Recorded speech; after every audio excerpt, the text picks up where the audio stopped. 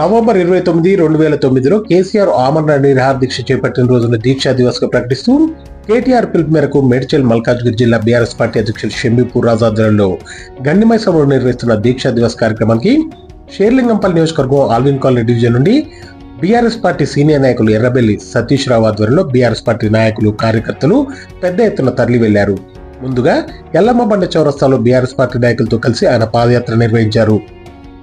ఈ సందర్భంగా ఆయన మాట్లాడుతూ 2001లో తెలంగాణ రాష్ట్ర సమితి పార్టీని స్థాపించిన కేసీఆర్ ఎన్నో ఉద్యమాలు చేసి ఆంధ్ర పాలకుల కుయుక్తులను తిప్పికొట్టి ప్రజలలో చైతన్యాన్ని నింపి ఉద్యమాన్ని ఉవ్వెత్తున ముందుకు తీసుకెళ్లారన్నారు. తెలంగాణ సాధన ధ్యేయంగా నవంబర్ 29, 2009లో ఆమరణ నిరాహార దీక్షకు కూర్చొని ఢిల్లీ పాలకుల మెడలు వంచి తెలంగాణను సాధించిన తెలంగాణ జాతిపిత కేసీఆర్ అని ఆయన కొనియాడారు.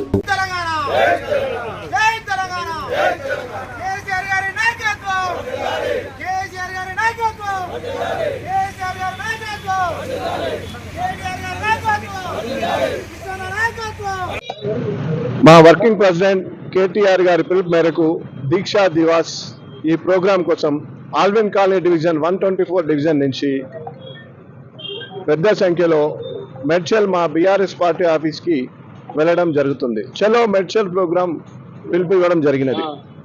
ఈ దీక్షా దివాస్ ఉద్దేశం ఏంటంటే కేసీఆర్ గారు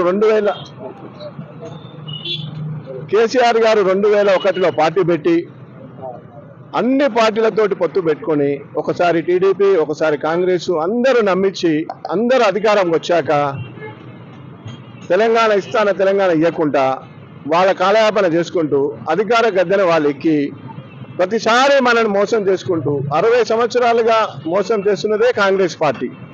ఆ టైంలో విధి లేక 6 ఎంపీలను చరిత్రలో రికార్డ్ అది 6 ఎంపీలను రిజైన్ ఒకటేసారి ఆడ పేపర్లు ఇసివేసి వచ్చింది చరిత్ర కేసీఆర్ గారిది. దాని తదనంతరం పిల్లలు పిట్టలా రాలిపోతుంటే దాన్ని ఏ విధంగా కంట్రోల్ చేయాలని వారి ఒక పిలుపు మేరకు దీక్షా దివాస్ నేను నిరాహార దీక్ష చేస్తా కేసీఆర్ సచ్చుడో తెలంగాణ వచ్చుడో అనే నినాదంతో 2009లో కరీంనగర్ దగ్గర ప్రోగ్రాం స్టార్ట్ చేద్దామని మా కార్యకర్తలు మేము పార్టీకి సంబంధించిన వాళ్ళందరం ప్రోగ్రాం తీసుకుంటే అక్కడ ఈ కాంగ్రెస్ ప్రభుత్వం ఉన్నటువంటి ప్రభుత్వం అప్పుడు కేసీఆర్ గారిని అరెస్ట్ చేసి రకరకాలుగా కరీంనగర్ నుంచి ఖమ్మం తీసుకుపోవడానికి 8 గంటలు ఇటు తిప్పి అటు తిప్పి అటు తిప్పి ఇటు తిప్పి అక్కడ ఒకటి ఏదో ఇంగిషన్ ఇవ్వాలని అదేని ఇదని ప్రోగ్రాంలు అన్ని చెప్తే కూడా కేసీఆర్ గారు సచ్చుడో తెలంగాణ వచ్చుడో ఒకటే నినాదంతో జైల్లో పెట్టినా జైల్లో కూడా కేసీఆర్ గారు ఒకటే ఉద్దేశంతో ఆ నిరాహార దీక్ష కంటిన్యూ చేశారు.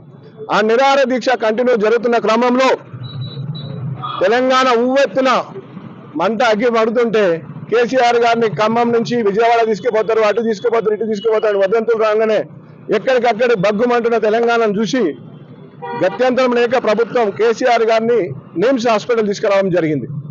నిమ్స్ హాస్పిటల్ తీసుకొచ్చాక ఆ నిమ్స్ హాస్పిటల్లో కేసీఆర్ గారు కంటిన్యూటీ నిరాహార దీక్ష చేస్తున్నారు. దాన్ని భగ్నం చేయాలని కూడా లగడపాటి రాజగోపాల్ ఒక కసబ్ మాదిరిగా ఆయనకి ఏం కాలేదు నేను హాస్పిటల్లో చేరుతా అని చెప్పి విజయవాడలో తప్పించుకున్న రాజగోపాల్ నిమ్స్ హాస్పిటల్కి రావడం జరిగినది. ఆయన నిమ్స్ హాస్పిటల్ ఏ విధంగా ఉరికొచ్చారంటే జాకెట్ వేసుకొని బస్ దిగి ఒక కసబ్ ఉరికొచ్చి నిమ్స్ హాస్పిటల్ చేరాడు. అప్పటికే మనోళ్ళు 10-15 వేల మంది హాస్పిటల్ ముందున్నారు. మన తెలంగాణ ఉద్యమం అగ్గిపడుతుంది. శ్రీకాంతాచారి ఆత్మాహుతి చేసుకున్నాడు. ఆ క్రమంలో కేసీఆర్ కుటుంబం భార్య ఒక పక్కకు, కొడుకో పక్కకు, బిడ్డో పక్కకు, బంధువుల పక్కకు ఏడ్చుకుంటా నిమ్స్ హాస్పిటల్లో వాళ్ళు కూర్చున్నారు. ఇంకా పల్స్ పడిపోతున్నాయి. డాక్టర్లు చెప్తున్నారు నువ్వు బతుకుంటే తెలంగాణ ఎప్పుడైనా వస్తుంది, ఎందుకు ఈ ఆగమైపోతావు, ఈ క్షణంలో దీక్ష విరమించండి అని అందరూ పార్టీ పెద్దలు అందరు పేరున చెప్పినా కానీ లేదు లేదు లేదు ఏది ఏమైనా వస్తే తెలంగాణ లేకుంటే కేసీఆర్ శవయాత్ర జైత్రయాత్ర కావాలా శవయాత్ర కావాలని పిలుపు మేరకు చిదంబరం గారు మన తెలంగాణ ప్రాసెస్ స్టార్ట్ చేస్తున్నామని అనౌన్స్మెంట్ చేయడం జరిగినది.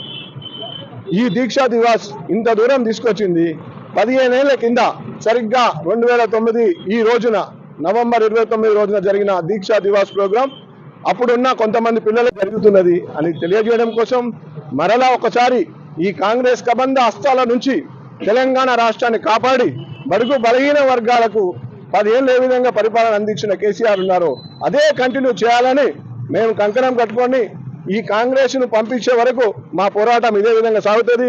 ప్రతిరోజు మళ్ళీ కావాలంటే ఇంకొక దీక్ష కూడా మేము పూనుకుంటాం.